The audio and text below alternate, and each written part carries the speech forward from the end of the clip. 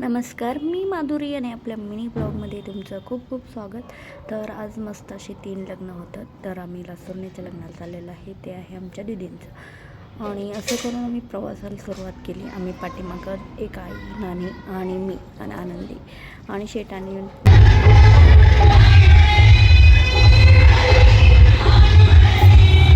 घरचं लग्न म्हणून मला लावलं हळदी कुंकू लावायला बायकांना, आणि बायकांनी माझं सगळं तोंड रंगवून ठेवलं.